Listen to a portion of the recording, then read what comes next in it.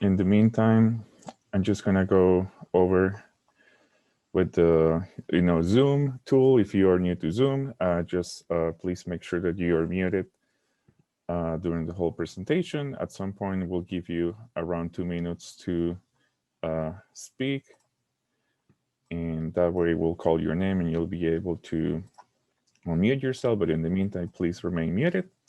And we're gonna go through the presentation and tell you all about the updates that we have for you tonight. And when we get to the Q&A section where we are able to ask your questions, you'll be able to use the raise hand option. Normally, this is at the bottom of your screen. It could change if you are using an iPad or a different device, but hopefully you'll be able to see the raise hand option. If you don't feel like speaking, you're more than welcome to use the chat. You can ask questions either through the presentation or at the end. And don't forget that you also have the closed caption option available. And just letting everybody know that this meeting is going to be recorded. And so far, let's see, we have around 39 people with us. We're expecting around 100 people, which I think is a great number. In the meantime, I'll feel if we wait a little bit, maybe you can use the chat and maybe you can introduce yourself and let your neighbors know that you're here or where you're visiting us from if you are in the area. But yeah, just you can just say hi in the chat just so your neighbors know you're around. But yeah, thank you so much. We'll wait maybe a couple more minutes.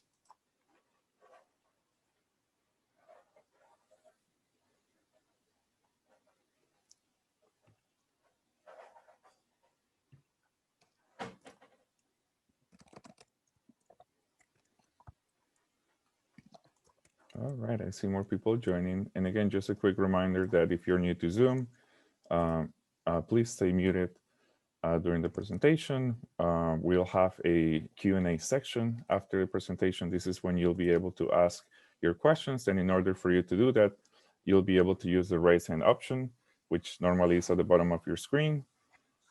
So please, just stay muted during this time.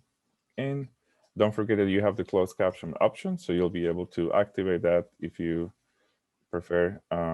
This recording will be, this meeting will be recorded, and we also have with us an ASL interpreter with us, so he's gonna, Jim's gonna help us with that. So thank you for that, Jim. We have around 58 people. And again, if you feel like saying hi, please feel free to use the chat for that. Let us know your name. Let us know where you're right now. If you want to let your neighbors know that the neighborhood has representation. But yeah, I guess we have around 50, 60 people join. But I think we can go ahead and start the presentation. So I'm just gonna hand it over to Kim Lucas. Thank you, Ricardo. And thank you everyone for joining us tonight. I see that we have about 60 people already signed on, and that's amazing. And I know in these trying times, we're in a new world that we've been living with for about a year. So I just appreciate that even in these stressful times, people have a lot of demands on their times and their evenings especially. We appreciate that you're here to learn about our projects and to provide us with some feedback on some of them. Next slide. So introductions. My name is Kim Lucas, and I am the Assistant Director for Planning, Policy, and Permitting with the City of Pittsburgh's Department of Mobility and Infrastructure. I have with me tonight Ricardo Solis, who is helping us from Healthy Ride. And Paige, would you like to introduce yourself? Sure. Hi, everybody. I'm Paige. I'm a project engineer from the traffic division within DOMI. Thanks, Paige. And Anna, would you like to introduce yourself? Hi, Tang. I'm the community organizer with Bike Pittsburgh, and I will be looking over the chat today. Thanks, Anna. Next slide.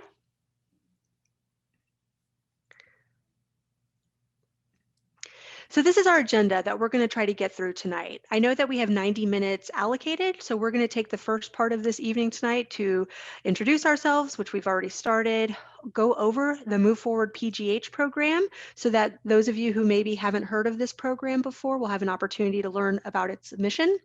I'm going to review Pittsburgh's mobility goals. So my department, the Department of Mobility and Infrastructure's goals. We'll discuss some key ideas that are relevant to our projects and the foundation for how we're approaching our work.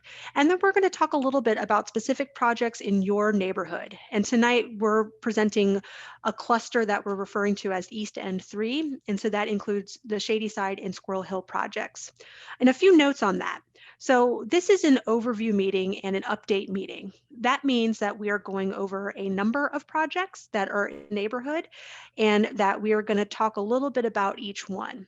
This is not a meeting to discuss in detail any of the projects. And so I wanted to highlight that for 2 of these projects tonight, there will be follow-up public meetings where we will be consulting the public specifically on those projects. So on April 8th, there will be a public meeting to discuss the Beacon Street project. And on April 21st, there will be a meeting to discuss the Shadyside Connector project. Since we have a limited amount of time tonight and a large number of projects that we want to give an overview for, I would ask everybody that if you want to talk in detail about those specific projects, the Beacon Street or the Shadyside Connector, that you please join us on April 8th for Beacon Street, April 21st for Shadyside Connector. Tonight, given the large number of participants, we will try to answer as many questions as we can, but what we're going to do is we're going to record your questions. So if you enter your questions in the chat, or if you verbally ask us questions at the end during the Q&A section, we will write those down. And for those that we're unable to answer tonight, we are going to follow up in writing. So not only will we send information out to every registrant on this meeting, but we will also be posting responses to those questions on our website on Move Forward PGH. We will drop a link for that into the chat. In addition to collecting feedback tonight through your questions, we also will be providing a link to a survey where we would like your more detailed comments on these projects, and we will drop that link into the chat as well. And we will be accepting comments on the City of Pittsburgh's Engage PGH website. If you haven't heard of Engage PGH, it's a new website that was launched within the past year where you can go and you can find information out and engage with projects from departments across the city. So it's not specific to the Department of Mobility and Infrastructure, but rather it has projects from the Department of City Planning and other city departments. So we ask that you please go to Engage PGH, and there are a number of Move Forward projects on there that you can provide comment. And last but not least, if you prefer to call us, we have enabled 311 to accept information and questions from our constituents. So if you have a question and you feel more comfortable making a phone call, feel free to call 311 and we will be able to respond to you through that as well. Just again to highlight, we have a number of meetings that are scheduled coming up. So April 8th, Beacon Street, April 21st, the Shadyside Connector. Again, on April 29th, we'll be following up with more advanced designs from the Beacon Street meeting. And on May 5th would be the follow-up meeting for Shadyside Connector. Feel free to register for those meetings on moveforwardpgh.org/meetings. Next slide.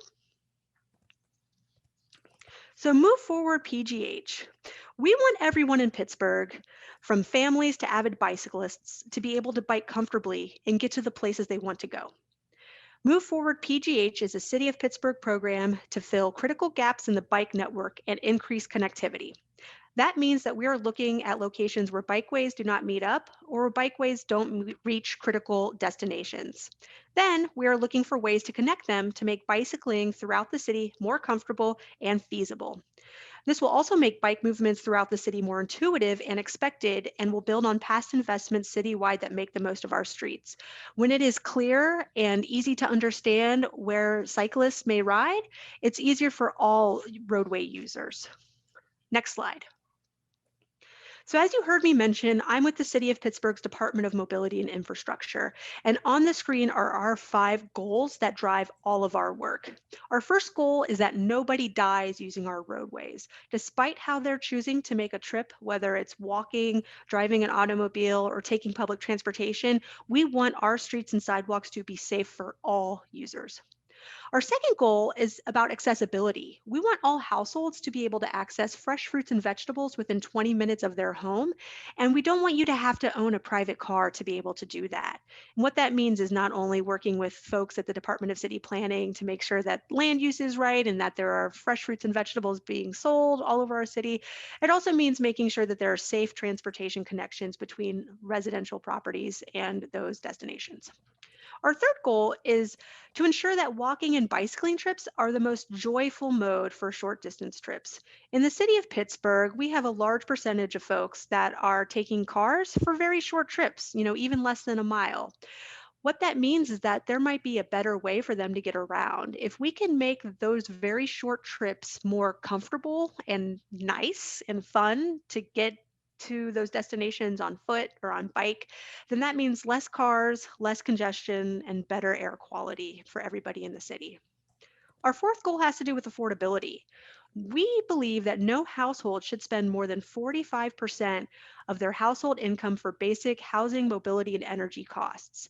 We know that we can't control the cost of housing and we can't control the cost of energy, but what we can do is make sure that affordable modes of transportation like walking and biking are safe, convenient, and enjoyable to take so that they are options for everyone within our city.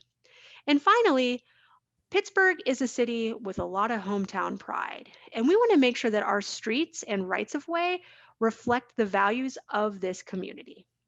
Next slide, please. So what is Move Forward PGH? As you see on here, we have a map of the city of Pittsburgh with a number of bikeways that have been highlighted that we're trying to increase connections to. In 2020, Pittsburgh adopted the Bike Plus plan that lays out a future connected bikeway network built on a comprehensive community engagement process. This plan includes a roadmap for increasing bikeway connectivity citywide and supportive programs and policies that will help us get there. Move Forward PGH builds on this outreach process, research, and network development. The Bike Plus plan focused on the goal of increasing high-quality bicycle connectivity to key destinations such as grocery stores, transit stops, schools, and civic centers. And Move Forward PGH is our brand that is helping bring that Bike Plus plan to life. Next slide. As you can see here, Move Forward is a partnership. It is a City of Pittsburgh program, but we are working very closely with our partners at Healthy Ride and Bike Pittsburgh to be successful. The Department of Mobility and Infrastructure is leading this project, but we can't do it without these partners who are helping us with outreach and other engagement. We work together to engage communities throughout the Move Forward PGH campaign to install new bike-friendly connections throughout the city. Next slide. This is a high-level overview of our project launch schedule. Since this is a very ambitious project where we're hoping to build about 50% of our Bike Plus plan in a couple years, we're having to do it in a cluster and phased approach. So the first launch was in late 2020, and that is including the cluster that I'm talking to you about tonight, Shadyside and Squirrel Hill networks. Later this spring, you will see the launch and you will hear more about projects in Bloomfield, Lawrenceville, Stanton Heights, East Liberty, and the West End. And then finally, later this summer, the final launch for this year will include the downtown, Strip District, and South Side. Next slide. This is a high-level overview of our engagement. So you heard me at the beginning announce that there are 2 projects that are going to have standalone public meetings for content. And so those are projects that are closer to the dark orange side of the spectrum. What you see in front of you now is from the Department of City Planning's Public Engagement Guide. We use the City Planning Engagement Guide to identify for every single project in our portfolio what level of engagement was needed. So on the one end of the spectrum, you see inform, which means that we work with communities to make sure that they see the intent of our project and know that it's happening. And on the very far other end of the spectrum is empower, where the community is really driving the process. As you can see with the purple highlight here, the majority of the projects as part of Move Forward fall into the consult and involve buckets. So a number of the projects tonight that you're going to hear about and that you heard about at the first cluster meeting fall into the consult category. It means that we're working with stakeholders, but most of the public meetings are going to be these high-level overview meetings, and the rest of the engagement is living living on our Engage PGH or Move Forward website. Involve has more engagement and more FaceTime with constituents and with residents because they might be more complicated projects. So Beacon Street and the Shadyside Connector fall into that Involve category, where, as I mentioned, we have standalone meetings to discuss their details. Next slide. And the campaign approach. Hopefully you guys have seen posters posted in your neighborhood so that in addition to our website and our digital presence, we have a physical presence in the community. We have surveys that do live online, but in reality and in real life, we have posters and flyers that we're leaving so that people can find out about information in the communities where they live. We've done mailers within a quarter mile of project sites so that all of those addresses get information about these meetings that they can engage in. And we're also providing some opportunities for in-person coordination, walkthroughs from time to time, and newsletters that are giving overviews of our projects and their progress. Next slide.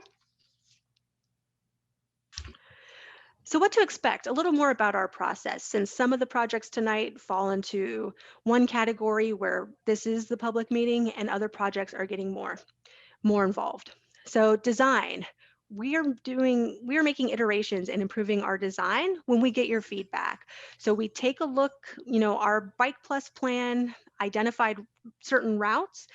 Now we're taking the time to look closer at those routes, see what the environmental and physical constraints are so that we can see what might be feasible from a design perspective, and working with communities to shape that design. We have heard a lot from the public, and we'll continue to engage with community members, such as through this meeting. You can expect that we will continue to reach out to you and your community for input on these projects because your input informs and guides planning, design, and implementation. The outreach is a continuation of a dialogue between the city and communities, and that's what's going to lead us to construction. Construction will be of the design that not only with input from the communities, but with professional traffic engineers is agreed upon is the best for the location.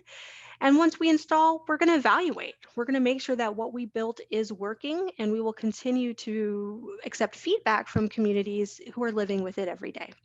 Next slide. And here you see a few examples of projects that have been constructed. So on the top left, you see a speed hump and sharrows that were installed as part of the Southside Neighborway. On the top right, you see bicycle-specific wayfinding, which is that small green sign on the Southside Neighborway as well. On the bottom right, you see Nagley Run Boulevard and the two-way bike lane upgrades. And on the bottom left, you see the Gap to the Point bike lane connector, which has been nationally recognized. Next slide. So next, I'm going to quickly go through a few key ideas that help influence what we consider when we're coming up with projects and what we hope that you'll keep in mind when you offer feedback on the ones that we have for you tonight. Next slide. So Pittsburgh supports complete streets. Complete streets is a transportation idea that streets aren't complete until they accommodate all modes of transportation. The Pittsburgh City Council and Planning Commission adopted a complete streets policy in November 2016 that describes a safe and accessible multimodal transportation system that promotes enhanced mobility for all users regardless of how they choose to travel. And this includes people who choose to walk, bike, or take public transit, and support safe streets for people of all ages, young and old, and people of all abilities, including those differently abled. Next slide. A culture of safety. A culture of safety means a system that provides safety to all road users. We want to integrate safety into our transportation system. 31% of residents bike, walk, or ride public transit to get to work. We have the 12th highest share of bicycle commuters in the nation. 23% of Pittsburgh households do not have access to a private automobile, and 30% of Pittsburghers aged 18 to 54 bicycle at least occasionally. A culture of safety describes integrating safety into our transportation system and not relying on individuals' choices to maintain safety. It includes safety for all road users. It's important to remember that road users include people who walk, bike, or take transit, which many people in Pittsburgh choose. Not only is this important at a policy level, it is reflected in the city already. Pittsburgh is already multimodal. Nearly 1 in 3 residents choose to bike, walk, or ride transit to work. Pittsburgh has the 12th highest share of bike commuters, as you heard me state. And this is in a nation that sees a lot of bike commuters, and that number is continuing to grow nationally and within our city. As I mentioned, almost 1 in 4 Pittsburghers do not have access to a personal car, so they're likely to rely on walking, biking, or taking transit, or a combination of all of those modes together. And lastly, as I mentioned, 30% of Pittsburghers that are adults say that they bike at least occasionally. So these infrastructure improvements not only are for the cyclist that's trying to get to and from their job, but it's for people who are riding bikes for recreational purposes as well. Next slide. And finally, all ages and abilities. Past bikeway planning efforts focused on people who were already biking, people who have felt comfortable riding bikes with automobiles.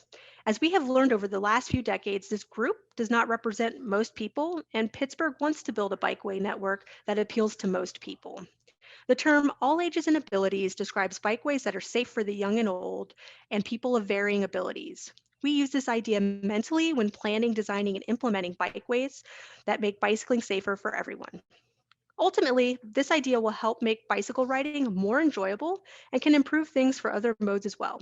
Building bikeways that people like using will make riding more predictable for people bicycling and for other road users by reducing sidewalk riding and wrong way riding, staying in bike lanes and reserving sidewalks for pedestrians. People driving, walking, and biking all need and benefit from these changes. In addition, bikeway installations are a good time to think about the entire roadway, and bikeway projects often include traffic calming, upgraded pedestrian crossings, and more intuitive intersections. Next slide. This image shows the types of bike riders that typically feel comfortable in different types of bikeways. A recreational bike rider might feel comfortable on different streets than a family trying to ride bikes with small children.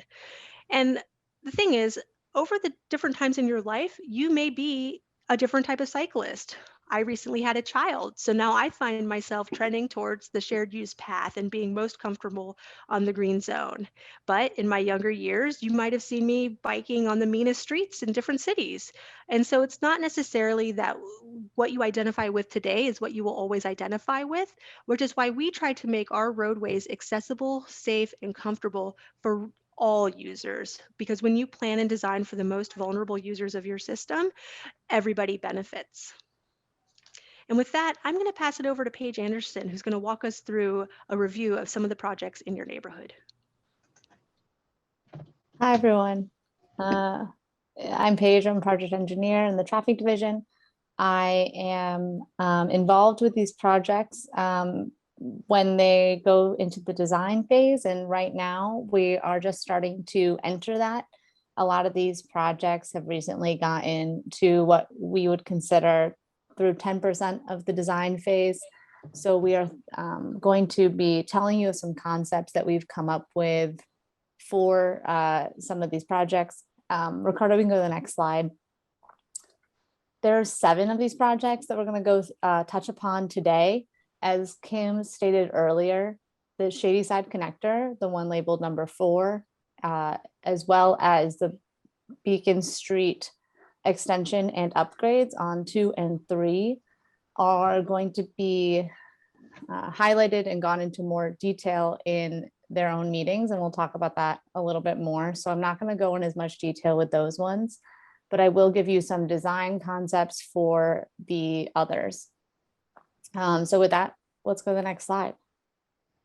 The first one I'm going to talk about is Aiken Ave. This connects to the existing bike lanes on Liberty Ave that you'll see the green lines at the top of this map and connects into Shadyside. So it connects Bloomfield and Shadyside, as well as, aiding the networks around those neighborhoods.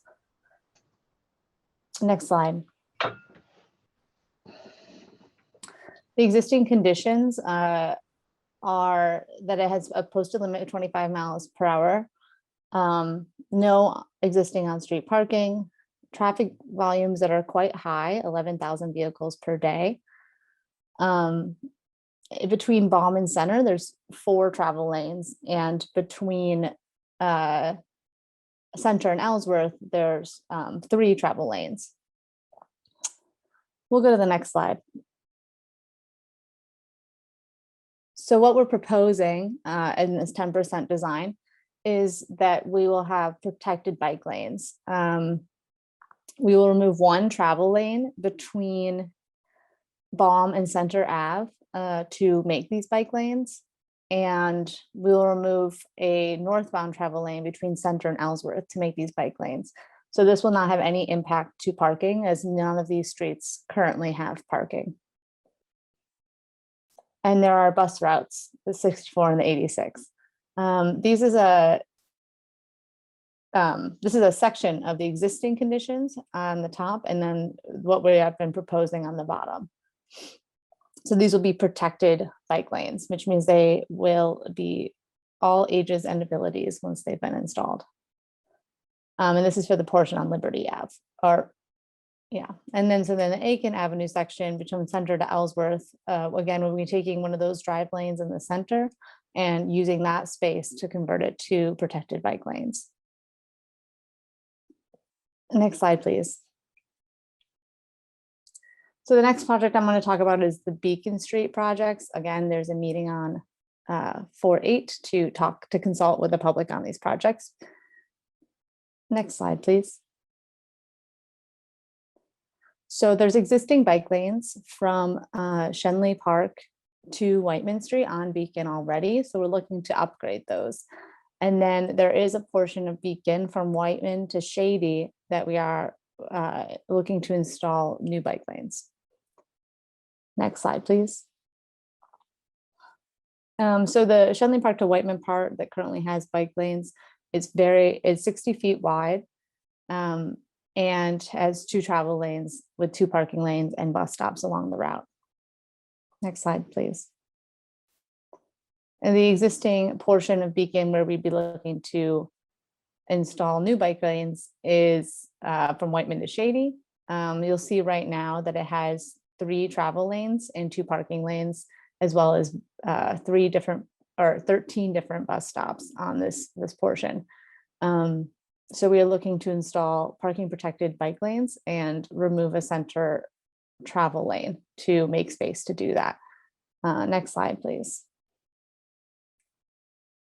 So the existing conditions you'll see are on the top, and that's how it is today, but we are looking to upgrade it. These are the existing conditions, I'm sorry, on both of these for the 2 different portions of Beacon. But we'll go to the next slide and talk about what we are looking at designing. Again, we're going to go much more into detail on this in that next public meeting, but what we are looking at doing is making parking protected bike lanes, which means that we will preserve parking along the corridor, but we are going to design it so that the parking protects the bike lanes. The bike lanes will be between the curb and the parking lane. These are some examples from 2 of them or all of these are from Massachusetts, which is a great example because those cities are, a lot of these Northeast cities are more like Pittsburgh than some of the examples you'll see of bike lanes in other parts of the country. So we like to look at them as for what they do oftentimes on their narrow roads with similar conditions. You'll see that this one on the left is a 2-way cycle track, which I don't think is what we're going to be pursuing here, but it's a good example of how they do frequently work on residential roads they work with driveways and they work on roads pretty similar to Beacon. And so as we pursue to design, we're using a lot of examples from other cities to try and inform our designs. Next slide, please. We're also looking at ways to accommodate transit along these routes and preserve transit and make it improved. We know a lot of cyclists and transit riders are a lot of the same folks, and we know that when we improve safety for one of these users, we are looking to improve safety for all pedestrians and transit users and even motorists. We want everyone's improved safety. So a good example of tools that can do that and make it safer for everybody is using transit islands. So there's a lot of different ways that cities have done this. We've installed a few downtown as part of the new Gap to the Point project that we talked about a little bit earlier. So we have started to do this in our downtown settings, but we know that it will probably look a little different on Beacon Street, for example. So we're looking to other cities and other ways we could design it specifically to the context of Squirrel Hill. But these are some examples from other cities to kind of give you an idea of what's out there. And there's many different ways that it can be done. Next slide, please. So the next project I'm talking about is the Shadyside Connector. This is one, again, that we're going to be having a public meeting on, where we're going to be consulting with the public. We have been engaging with many stakeholders on this corridor, and this project is a project with a lot of history. As many of you know, we're not going to be going into it because of that. The design is very, we're weighing a lot of things with the various stakeholders, and we're going to be going into that with more detail in following meetings and not so much focusing on it tonight. Next slide, thank you. So I'm going to talk about the Schenley Meadow Trail now. The Schenley Meadow Trail is in Schenley Park. It's an existing trail that I'm sure many of you are very familiar with. We are looking to make it accessible to bikes so that we have, we'll go to the next slide. Oh, I'm sorry. I thought there was another slide between that. Could you go back? The Schenley Meadow Trail is an alternative to the Beacon Street once it enters Schenley Park. So we're working with the city parks and some of the engineers in our streets division to design a trail so it's accessible for bikes and makes a safe connection into the park from the existing bike lanes on Beacon. Next slide, please. Finally, or the second to last, I think there's one more after this, but Wightman Street. So Wightman Street has bike lanes. We are looking at improving those bike lanes and upgrading them from the Forbes to Beacon portion of Wightman. Sorry, I'm just trying to find my notes. Could we go to the next slide, please? The existing portion has a posted speed limit of 25 miles per hour and medium traffic volumes, about 8,500 vehicles per day. Again, I should say all of this data is pre-COVID. We tried it for the most, I think that all of this came from before COVID had such impacts on traffic volumes. But it currently has 2 travel lanes, 2 parking lanes, and bike lanes with buffers and no bus routes. Next slide. So we are looking at upgrading it to parking protected bike lanes, like what we had talked about on Beacon. If we go to the next slide,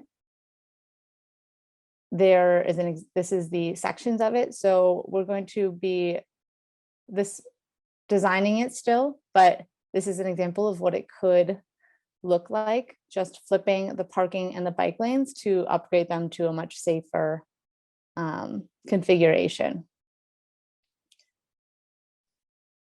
Next slide, please.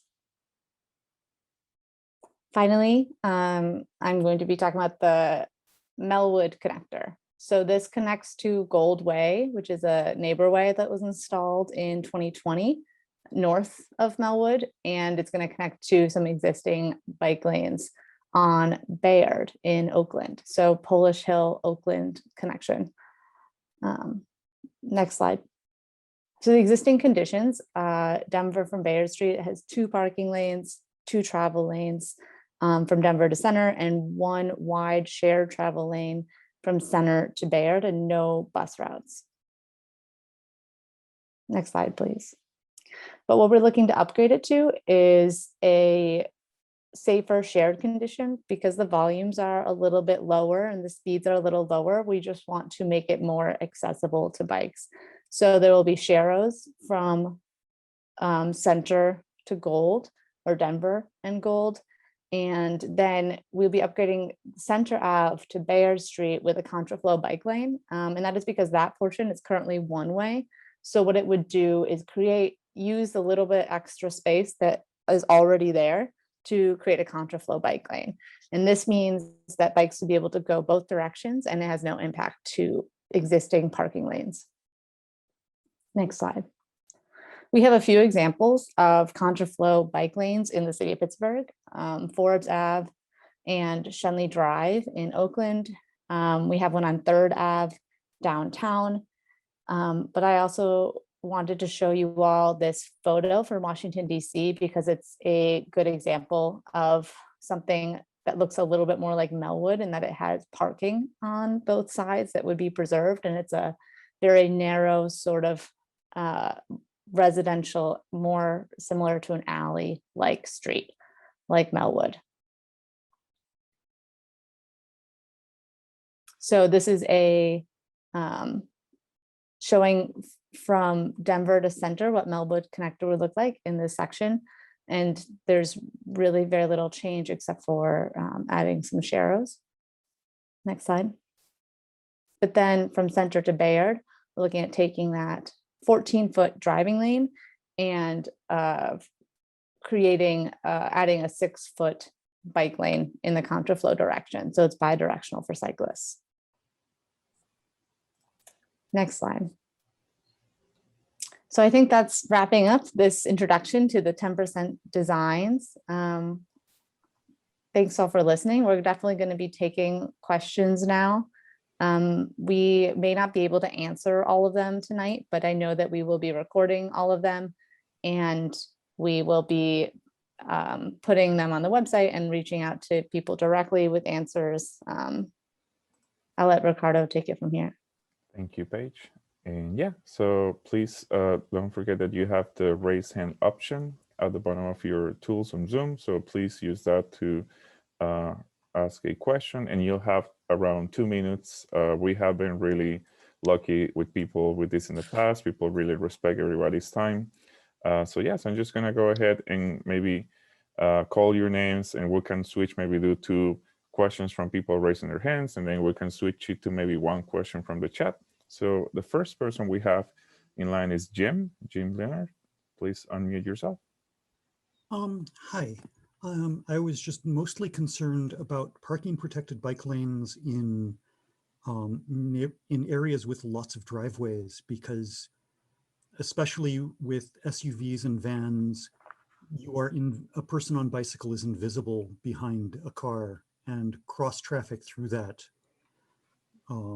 is extremely problematic. Most places where I've seen parking protected bike lanes in other cities has been areas without driveways, and when you do have cross traffic, you open up a lot of space with no parking. I can't see any other way of making that safe. Thanks for your question, Jim. I can take that one. We have thought about this a little bit as we move through design. We're certainly taking that into consideration with the designs. And that's one reason that we are looking to a lot of our nearby cities in,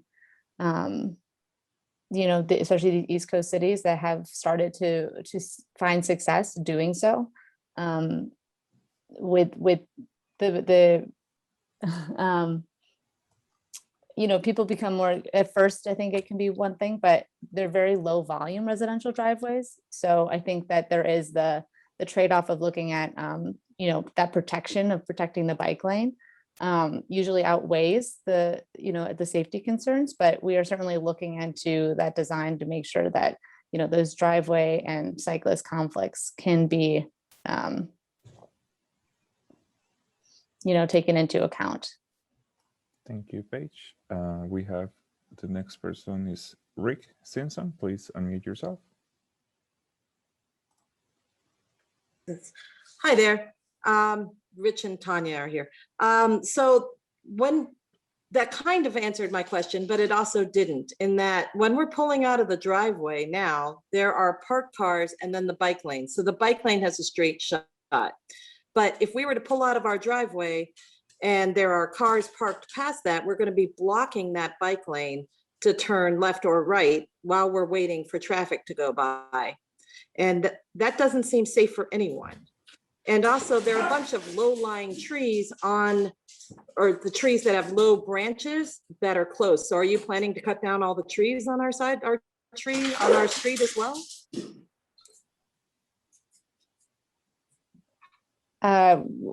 So again, these projects are all into a pretty early in the design phase. This is a question I'm sure we can get back to you more. I do not know of any plans to remove any trees. I will say that there's a lot of, we have two-way cycle tracks through all of downtown that have very frequently used parking lot driveways and curb cuts to get to other destinations that have a lot of people traversing through protected cycle tracks where people are a little more constrained, and cyclists do find ways to just, they wait for cars to pass through. Residential driveways are the most low volume curb cuts that you'll see of any curb cuts in the city. So I think that there will be, well, we would definitely take that into consideration. And I think that it's a safer condition than it currently is now, where there are frequently people, the bike lane is not protected at all. So that is the logic behind the safety improvements. Thanks, Paige. Let's just move to the chat. Anna, is there any question from the chat that you'd like to read first? A lot of them have actually been tangentially answered, but about infrastructure, what is the separation protecting bikers from traffic? I believe this was not the parking protected one, but the other ones. Thank you. I can start with an answer for that one. I don't know that we've totally determined exactly what would be used. Different locations have different things. So sometimes you see flexible delineators, which are those upright, white or yellow reflective posts. Sometimes you see those interspersed with maybe curb stops, which are those things that, you sometimes see at the front of a parking space in a surface parking lot.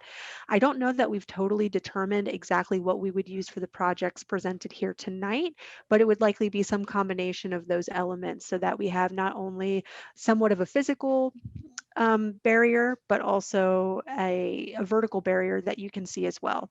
In our heart of hearts, if we had unlimited funding, we would probably pursue something like a concrete curb to really separate when there isn't any chance that a car would need to drive on top of it.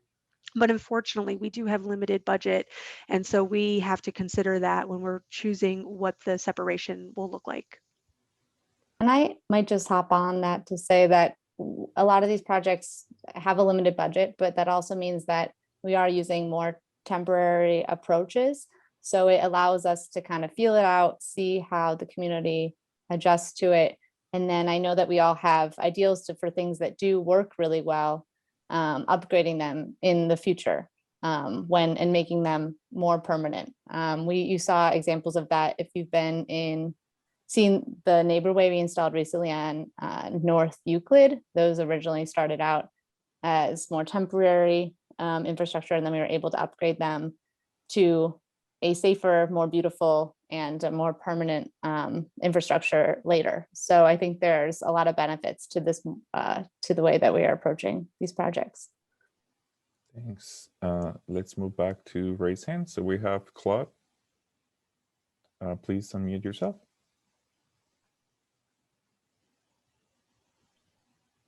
Hi, I live in Polish Hill, near the Bloomfield Bridge, Bigelow intersection. And so I would tend to use the Bloomfield Bridge to get to, groceries, drugstore, that kind of coffee shops, that kind of stuff. But the only way to cross Bloomfield Bridge safely is on the sidewalk. There is a shoulder that's like this wide, and traffic goes very fast, and cars do race each other once in a while on Bloomfield Bridge. So I don't ride my bike in the car lanes, but using the sidewalk puts me in conflict with pedestrians who don't think I should be using the sidewalk. I push my sidewalk like a scooter with one foot on the sidewalk. I still get harassed. I walk with my bike next to me. I still get harassed. I stop and stand with my bike out of the way. I still get harassed.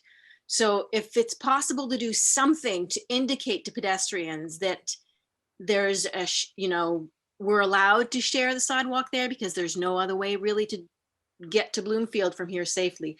My other issue is getting to Oakland from where I live, which means, again, crossing Bigelow Boulevard. You're not allowed to cross Bigelow Boulevard. You have to use a pedestrian bridge, which means going up 2 flights of stairs with my groceries on my bike and 40 pounds of glass milk bottles. I'm not going to do that. I'm going to cross, actual Bigelow Boulevard, but I'm not supposed to do that. I have the option of walking like that with my bike. If I was in a wheelchair, I couldn't do that. If I was pushing a baby carriage, I'm not sure I'd want to cross traffic. So, there needs to be a pedestrian crossing light there, or a spiral ramp instead of, or in addition to the stairs, some way to cross Bigelow Boulevard so that I can get to Carnegie Library and the dentist in Oakland and those kinds of locations or destinations. Thank you for that. I can start. And I would say, I think you had an array of suggestions there. And I think for some of these connection issues, unfortunately, none of these move forward projects address any of those concerns specifically. The one that did stick out to me the most, though, is the shared sidewalks on bridges. I know that cyclists are certainly encouraged to be on the sidewalk on those bridges, and I feel they are too narrow. I do think you should submit all of these to 311 so they're noted and can be in our system. Some of them may get relayed to bigger capital budget requests in the future, but some of if that one for signs, I think would be a great example of its own 311. That might be something I would answer myself on 311. And I think like a sign, like some shared space signs, we do those all the time and can happily make some of those adjustments. And then some of those bigger ones can get filed away for bigger projects in the future. Even just like a cheap painted symbols on the sidewalk might help support me when I say I'm allowed to be here. I'm doing it safely. I'm allowed to be here. This is the only way I can get to the drugstore, I think we definitely can take that back because we do have those signs in certain places that say cyclists may use sidewalk for exactly that reason. I just wanted to also chime in. So tonight we're here talking about the Move Forward program and the Bike Plus plan. This isn't the only plan that the city's Department of Mobility and Infrastructure is developing. You will soon see a press release announcing the publishing of our pedestrian safety action plan. So some of the issues that were just highlighted had to do with also movements that would benefit pedestrians if they were improved. And that is exactly what our pedestrian safety action plan, which not only identifies high crash corridors that need the most investment, but also different policies that we're going to pursue to make the city safer and more comfortable and more accessible for pedestrians. We are also, and after that plan, that's going to be the next one that you see come out from DOMI.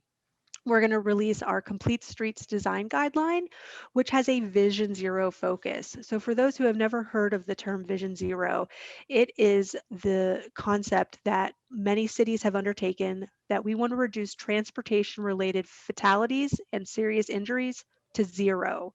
And so that means any user of our roadway.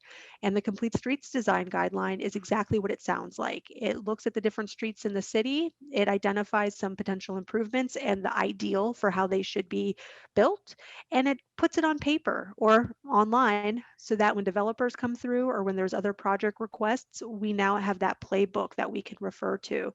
And again, that document is safety focused. It is based on the foundation of safety. So again, tonight we're talking specifically about some bicycle projects which will improve the roadway for many different users. But I wanted to also highlight that our department has other modal plans that will be coming out very, very soon. All right, thank you for that, Kim. And we're gonna go for the next raise hand. Richard, please unmute yourself. Yes, thank you. I want to talk about Congregation Beth Shalom on Beacon Street at Shady.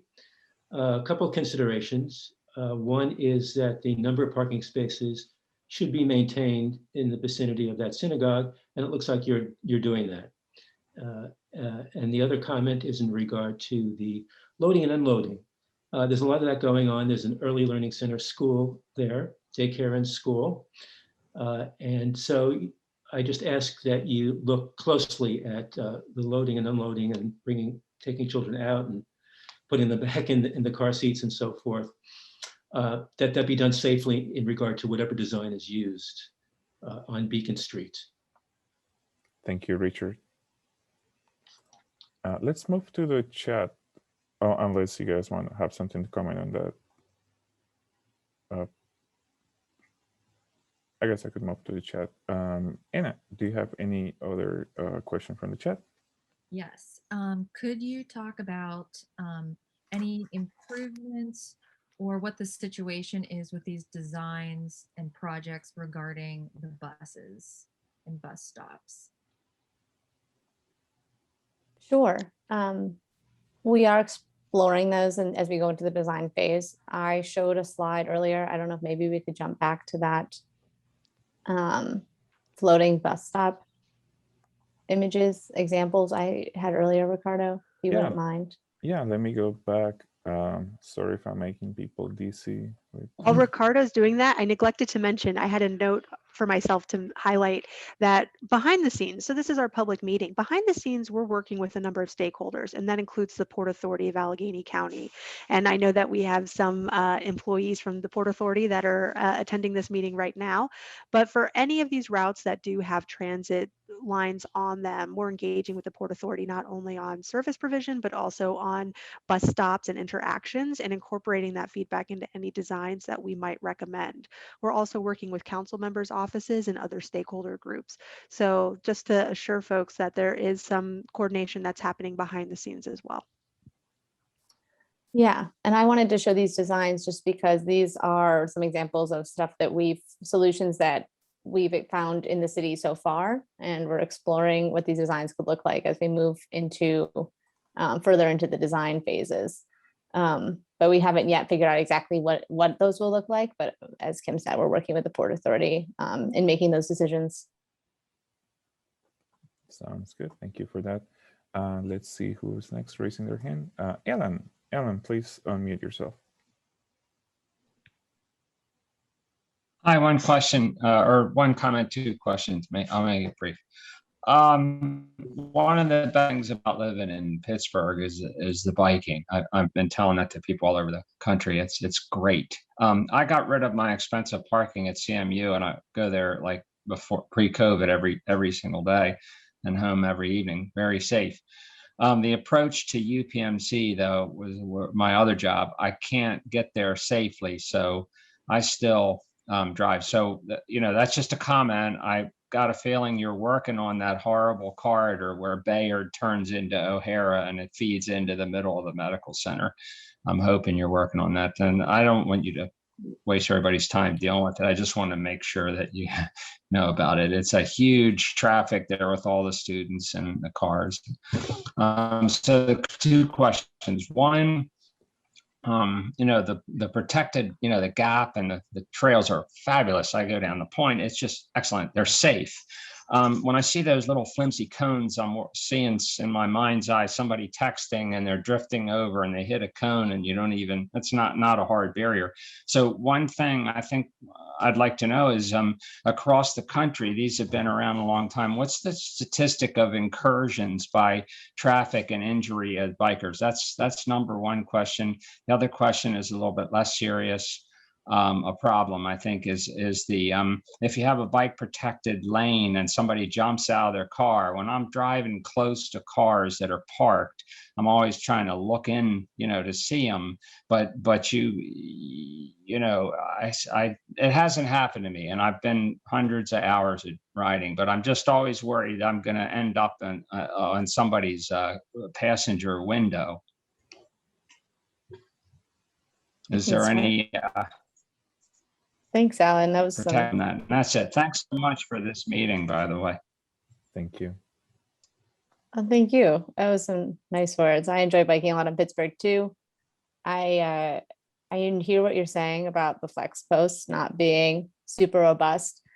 You mentioned downtown. I know the Penn Avenue cycle track downtown has gotten rearranged a little bit for some COVID accommodations. But I know that that's a good example of a project that has been around for a little while, and we are hoping to make it more robust by upgrading that to a concrete curb. So concrete curb protection, because it will be less flimsy. We're going to wait until if the street, changes again and goes back to its original configuration. But I hope that those are a trend we can continue to follow. We're starting to get more materials and the ability to do that. So that's really exciting. I think we'll be able to upgrade things in the future if some of this stuff with more temporary materials goes really well. But I also say that the parking protected bike lanes are really exciting too. You mentioned, another one of your questions was on getting doored in those parking protected bike lanes. We can't always just take a bike lane and a parking lane and flip them. We can only do that when we have as much space as some of these roads have, because we do need that extra space for a buffer for those door zones on both sides. Because something that happens is that, you're right, if a door were to come out, you're now trapped between that curb and between that door. You don't have the ability to swerve into a travel lane, which I don't like having to rely on that, because then you have a lot of mixing of traffic, and that's where the danger comes in. So what we do with those parking protected bike lanes is we put in a 2-foot buffer, I believe at minimum is the plan, or maybe it's, I forget what the recommendations exactly are now. And again, we haven't gone fully into this design, but there will be space for that. Did I answer all of your questions? Are you guys working on that intense corridor through to into UPMC through Pitt and on Bayard and O'Hara? Just that was the other one. Unfortunately, that's not a move forward project. But I hope you'll submit it to 311 and we can get it, look at it and see if there's smaller updates we can make, and then maybe try to get some funding to make bigger updates in the future or incorporate it with other future endeavors. And one tiny point I wanted to add, so while we are building in that buffer, so there really shouldn't be a conflict between passenger side vehicle doors and the protected bike lane, the reality is so frequently cars are single occupancy vehicles, meaning the driver is the only person in it. Over 80% of car trips are probably single occupant vehicles, which means that passenger door is probably not going to open most of the time. So we recognize that when you flip it where the bike lane is on the passenger side, it's actually decreasing the likelihood of dooring as well, just from a sheer numbers perspective. All right, thank you for that. We're going to go with the next person that raised their hand. Steve, please unmute yourself. Thank you. Yeah, I'm Steve Albert. I live on Beacon Street. And I'd like to just thank everyone who's facilitated tonight's meeting. I know it's challenging to do this sort of thing on Zoom, but I actually have found it very engaging. And I think, looking at 64 participants, including the hosts, I think this is really great and really productive. And I appreciate the collaborative process.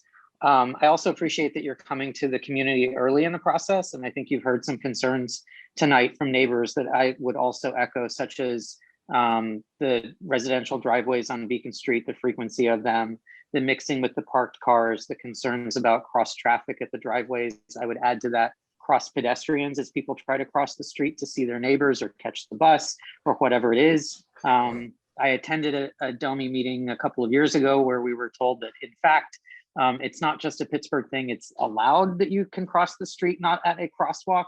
And we all recognize that that happens. So all of these changes, though they are great, will effectively narrow the streets, which should help reduce speed. But I'm also concerned that we have to sort of balance all of the changes, that it can't just be about the cyclists. And I'm a cyclist myself, so it's tough to say that. I also would echo Rich Fader's concerns about the traffic and the parking at Beth Shalom. It's a very, very busy, active congregation that provides multiple services, not just religious services, to the community. And I would appreciate, I'm also a member of the board, but I'd appreciate if the congregation would be engaged with directly in anything that happens sort of right in that footprint, nearby and outside. I think it would be to everyone's benefit. if the congregation would have some input there. But again, I applaud you for doing this and for being open to the conversation. I certainly would like to participate going forward as the plans become more detailed. The only other suggestion that I would make for presenting more detailed plans is that I think it would help. We saw some section diagrams across the street that show the position of bikes and cars and things, and they're kind of static, but I think it would help to see a drawing cut the other direction as this develops, so that it shows, you know, how much space there would be for visibility around driveways. People need to sort of be able to creep out, whether they're going forward or backward, and they need that buffer. You know, you need to sort of be able to peek your nose out and see if it's safe for you to enter the roadway or not. So just my suggestions. But again, thank you very much for the opportunity. This has been really great. Thank you, Steve. That's great feedback. Yeah, thank you, Steve. I'm gonna probably let Kim answer any of those other ones, but I will just say for the plan views, or I know that we just included sections on these drawings, and that's because that's what we decided how we're going to get to the 10% design. But the next steps as we move into the design phase is to start and evaluate them in plan mode. And those will be, well, for Beacon Street, we're going to consult the public very directly in that example. But for other ones where we are at, all of them will be released, details of the plan as we go through those designs and more of a plan view understanding of them. I think the trigger is at 60% design, we're calling it. We're going to be releasing those plans. So you will be getting more information, but we wanted to start with what we have in this generalized section. So thank you again for coming. And yeah, I really hope you'll be super involved in the Beacon Street project. It sounds like you have a lot of experience in the corridor from various perspectives. So that's really great. All right, let's do one more question from the chat. Anna. Yeah, so could you talk a little bit about how bike lanes and the various designs work with ADA accommodation and, you know, the drop off, the pickup, just the interactions between it, and you know, just what that interaction would look like and mean for the ADA community?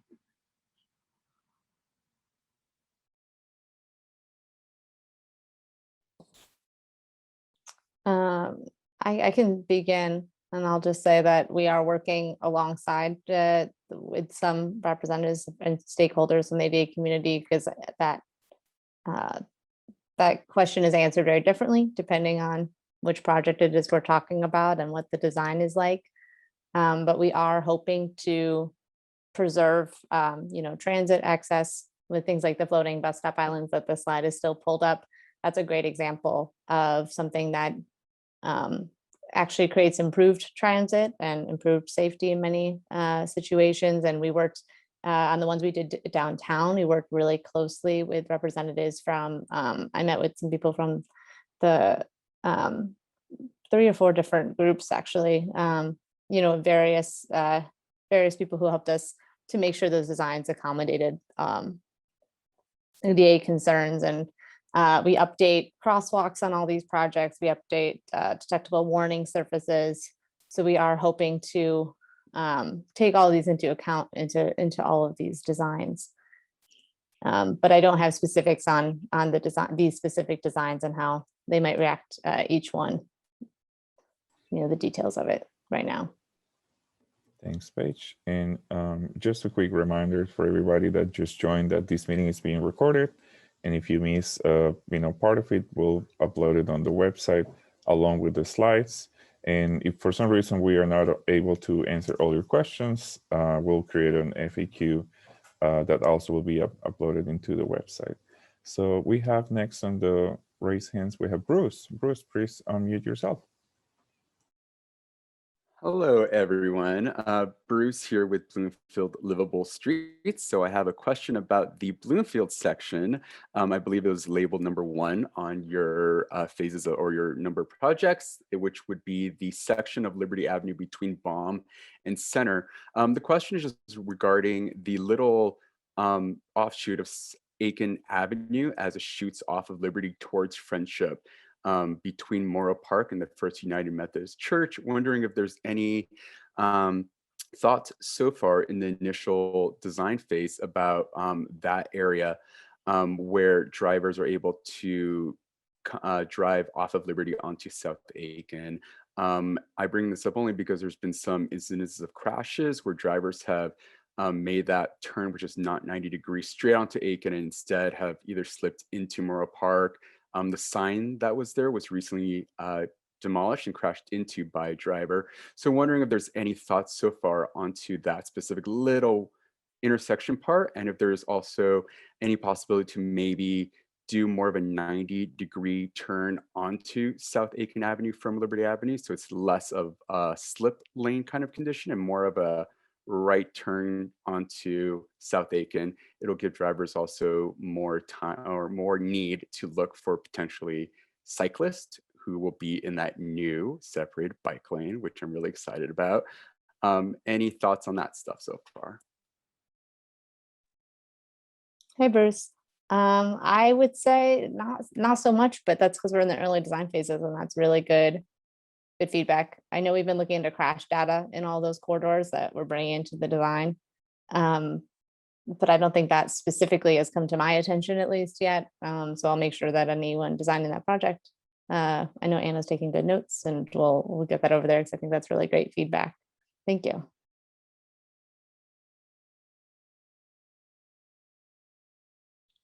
Sorry, I was muted. Thanks. Next, we have Spencer. Spencer, please unmute yourself. Hi, so I live on 5th, and I bike a lot on the section of 5th between South Negley and Morwood, and then the section of Morwood between 5th and Forbes. And there's a lot of sort of potholes sort of right on the sort of right side of the street when you're biking.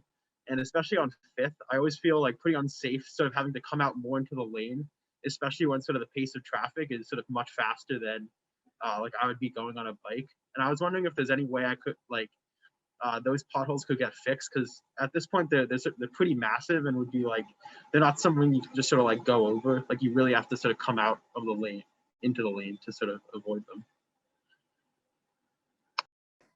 So you're saying that was on 5th that you're talking about?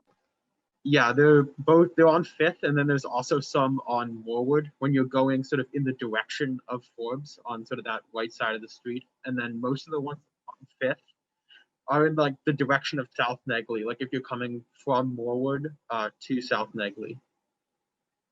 Okay. Thanks, Spencer. I hope that's a great example. Another one, I hope you'll write into 311. I will certainly commit it to my memory as much as I can, but I know that I don't get to decide the paving list this year. Thankfully, spring is here and the paving season started. I wouldn't be surprised if some of those spots have already been identified by those crews, and those might get repaved shortly, I hope, for you. But I hope that you'll submit it to 311. I do not believe all of the paving list, has been finalized, and that's certainly something that it sounds like we could fix. So I hope you'll put in that request. All right, thank you. All right, let's move back to the chat, and then we'll go back to raise hands. Anna. Sorry, there's been a flurry of activity on the chat, but to get back to some of the questions, the next one in line is about the Shadyside Connector project. People wanted to see if you could just briefly summarize its goals again for the Shadyside Connector project. Thanks. Sure.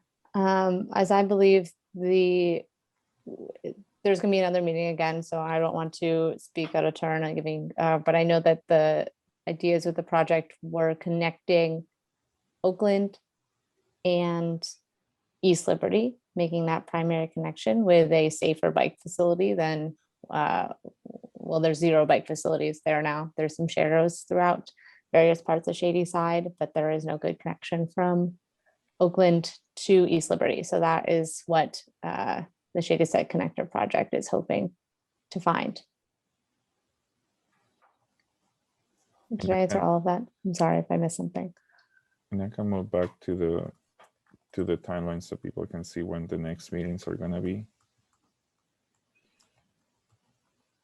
All right, and let's see, let's go back to the raised hands. We have Mitch. Mitch, please unmute yourself. Hi. So I live on the section of Beacon that's part of that goes from Wightman to Schenley Park, and that's the part where you're talking about putting the parking protected bike lanes. I wanted to see if there's any other place in the city where there's a residential area with parking protected bike lanes, and also I would really like to know more about the Schenley Meadow project. That's on the website. There's a link to, I forget what it was, something like Riverview Drive. So the link is broken on the DOMI website. So if you can share any details about the Meadow Trail extension here, that would be great. And then I'm also curious about Serpentine Drive. If any news or any changes, updates on Serpentine Drive. And thank you very much. Thank you. First, I'll say, let me see if I can remember all of these. So Serpentine Drive, I just want to say, I know that there's something kind of in the works with it. I don't know many details, but that's something we can reach out to you with more details on. I know it's been brought to some of my colleagues' attention. But I can't really speak to it right now. It's I think possibly going to be incorporated to move forward, but I think we're still exploring what our options are with that situation. As for parking protected bike lanes, these are some new infrastructure. We are just finding ways to use it, and so the city of Pittsburgh has only a few examples of parking protected bike lanes. And that's on East Street and then Schenley Drive. So they look very different than Beacon Street. You're right. So it has not been a residential yet. So we are looking at some new infrastructure. I will say it's very rare. There's very few streets that wide in the city of Pittsburgh. Squirrel Hill, Wightman, and Beacon are very unique examples of very wide residential streets. So we have not, there's very few opportunities to pursue something like this. I would love to see parking protected bike lanes.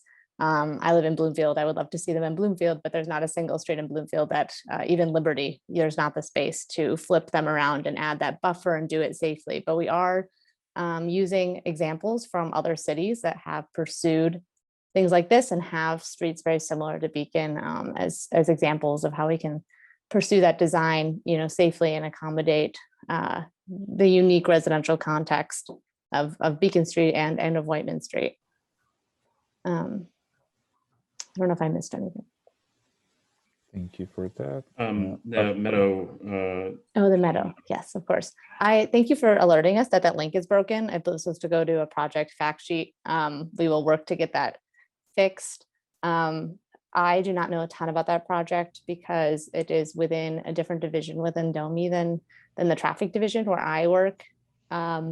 But I do know that the goals of the project are kind of, all I know is basically what I said, is that the goals of the project is looking for an off-beacon example to use that meadow that's already there, the walking pathway, and just trying to make it accessible for bikes in a safe shared bike ped shared condition. And there is a link in the chat that Anna dropped for a project fact sheet on Meadow Trail on the Move Forward PGH website. So thank you for alerting us to the DOMI link not working, but there is a little more information available on the Move Forward PGH website, and you can find that link in the chat. Thank you for that. Next one is Nick. Nick, please unmute yourself. Hello.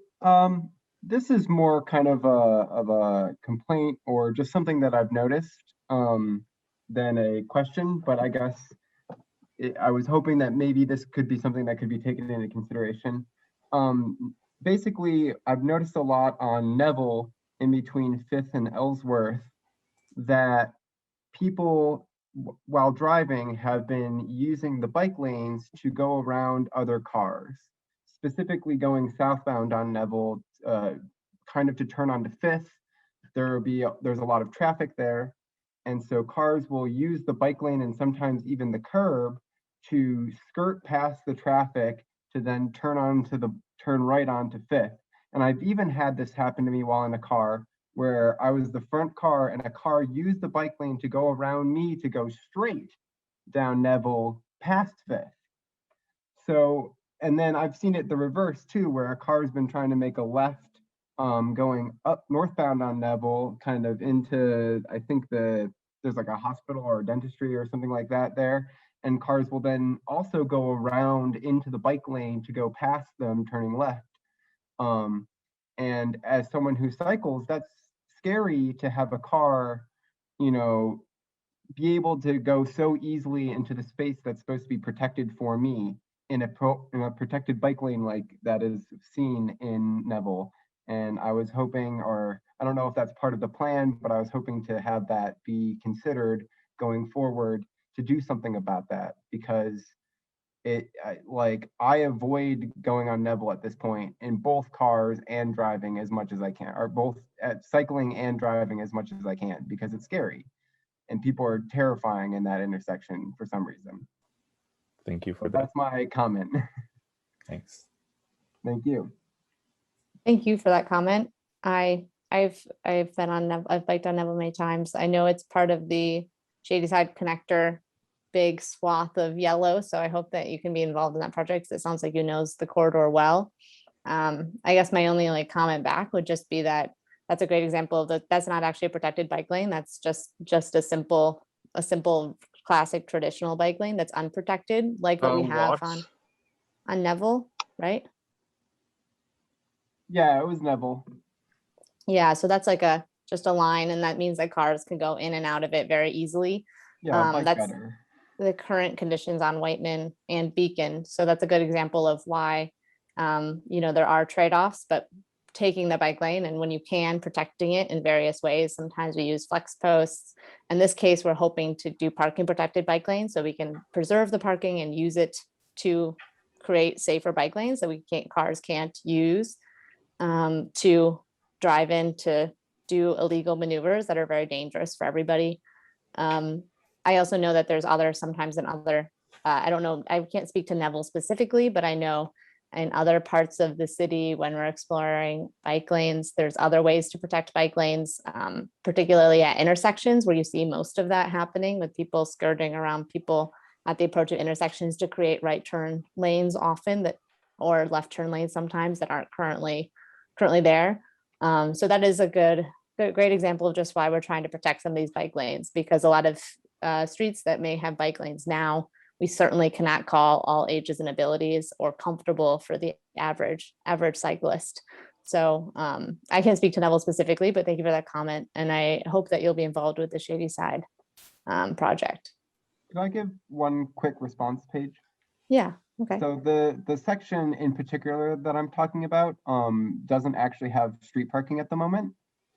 So, I mean, preferably just like a flex post would be ideal, just something there to prevent cars from just using it essentially as an extra lane would be nice. Okay. And I think, yeah, that's all I would have to say. Again, I hope that you'll submit those as a 311, just because I can't, my brain isn't the best way to get to the people that always make these decisions, but I'm going to think about that one. I need to look at it to see if there's space to where we could protect it, but I'm not going to say anything's off the table until we've taken a closer look. So All right, cool. I hope you'll detail it a little bit more, maybe in the chat or in a 311 for us. Yeah, I can do that. Thank you. Yeah, thank you. Thank you. Let's move back to the chat. I see that there's a lot of activity. I appreciate that, a lot of people are asking questions and some other participants are also responding. I think that's great. Anna, is there another question from the chat? Yes, let me scroll back up for a second. The next question is about street cleaning. So how will street cleaning occur with these bike lanes and different configurations of the bike lanes?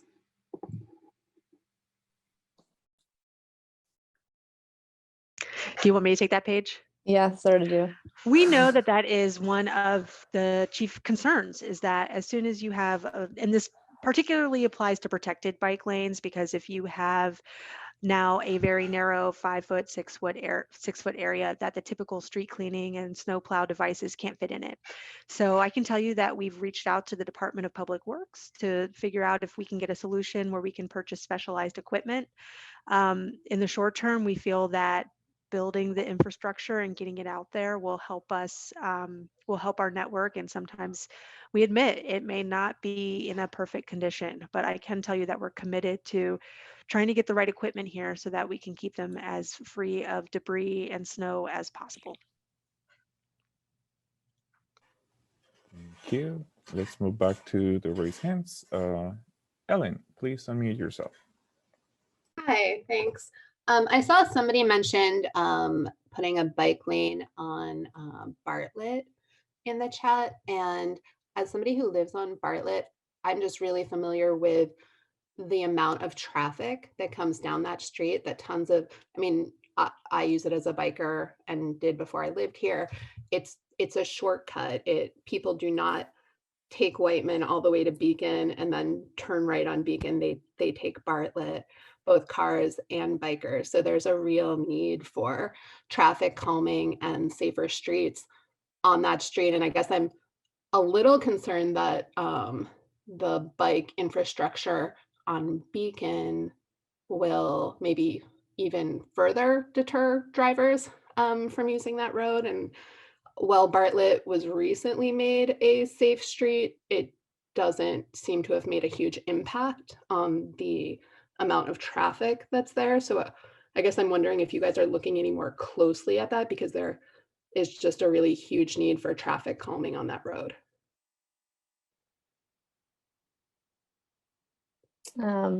Thank you, Ellen. I haven't looked at Bartlett specifically. I know it's a one way that runs parallel. Well, it's one way for most of it to Beacon. I would encourage you to look into our traffic calming program, which is something that is separate from the Move Forward program. I do not believe Bartlett Street is on the Bike Plus plan because of its proximity to roads that are on the Bike Plus plan, and the Move Forward program is really focusing on taking those the Bike Plus outlined streets in that plan that was published, and bringing them to, making them safer. Bartlett Street may be a great candidate for our traffic calming program, where we explore ways to do exactly what it is you're speaking. And there's an application process on our website. I'm sure Anna can link to it in the chat. Okay, yeah, I mean, thank you. I guess it just feels like a lot of investment is happening with Beacon, but when you actually look at where people are going to bike, it's going to be on Bartlett. But that's my 2 cents. Thank you. Thanks. Thanks for that. Anna, I know you're kind of busy trying to find the link to share, but is there any other question that you have in the chat? And I do want to point out that we have a little more than 5 minutes left, so I think we probably have time for 1 or 2 more questions. But for anybody who has asked a question in the chat, we will be following up with all of those questions with an FAQ on our website, and also emailed out to all of the registrants for tonight. And if you have your hand raised, I don't know that we still have anybody. We have 1 person, I think.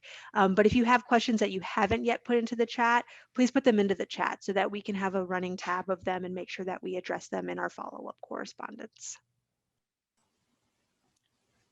Sounds good. And while Anna is looking for more questions from the chat, I'll just go ahead with the last raised hand that we'll do for the night, and then we'll move to the chat. Rich Simpson, please unmute yourself. Hi. So I had a follow-up question for the issue of whether they were going to clean the protected bike lane or plow the drive when it snows. So if you're not going to be able to do that, does that mean that my driveway, which butts up, which is on Beacon, is going to have like a 3, 4, or 5 foot area of unplowed snow every time it snows? I think that's a really good question. I'm trying to wrap my head around of how different that might be than a current condition. But I think that there is that slight possibility, unfortunately. Right. I mean, it feels like I'm going to get the width of the parking lane plus the width of the protected driveway of the protected biking lane worth of snow in between my driveway and the plowed street. So that would probably add a few feet to the existing parking lane that you're talking about that might also not be getting plowed under current conditions. We are working on getting the specialized equipment, as you saw in the chat. Craig Tuchek dropped a link for what that might look like, but that is a potential risk for right now. All right, let's move back to the chat. Anna. Yeah, so can you talk a little bit about how you're gathering data for these projects? Are you counting bikers? Are you counting traffic? And how are you gathering that data? Thanks. Yeah, I can touch upon that. I haven't gathered all the data myself, and I'm not sure I have all of the resources available to us. I know we went into this a lot in past meetings. With some of the people who are more involved in data collection. I know those have been recorded and you might be able to see some of that there. I went into a lot more data in that last meeting when we didn't have designs yet. I do know a lot of the data is collected through radar detectors that we deploy ourselves in-house. It's been a little tricky this year because we know that all the data we're collecting during COVID is a little different looking than we might typically see. But that is how we collect volume and speed data for these projects as well as traffic calming projects that we do in the city. But we also have access to a lot of other ways of collecting data.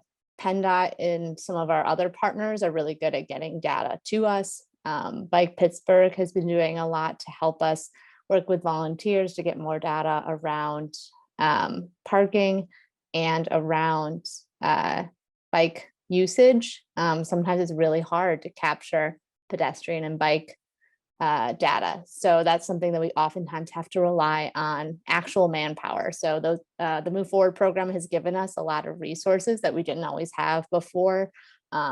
We really appreciate our volunteers. I know some of you are probably here today and some of the other partners we've been working with. So it's taken quite a village to collect the data that we have because we really want to be as thorough as we can in all of this. And then I hope that we can also, as we go into design, we use data as a big part of it, but then there's also the component of, more qualitative and anecdotal information that can lead to some of our designs. So that's why some of these bigger projects that we're going into the consult level and involved levels, we really rely on the community to help us understand your guys' streets as best we can. So data comes from every direction these days, and we're just trying to get the most complete picture we can for each of these corridors.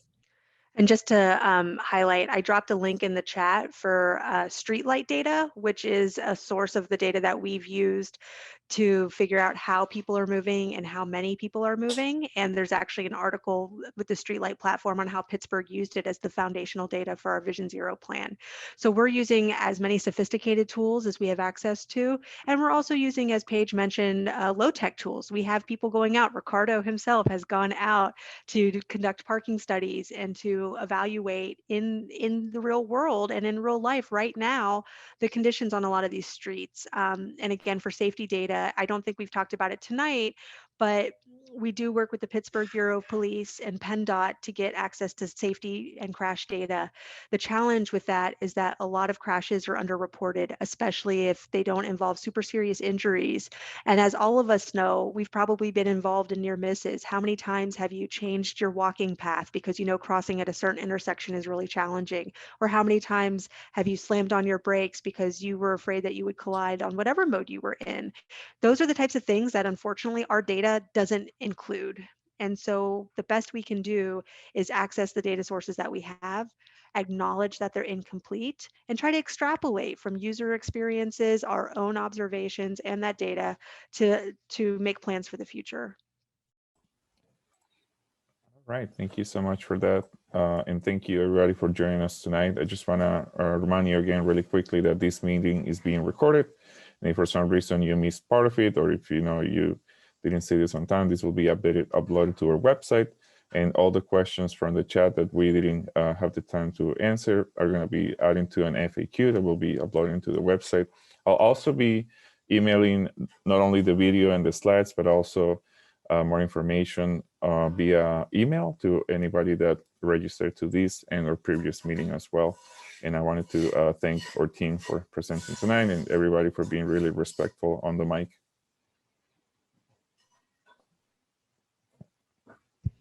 Thank you, everyone.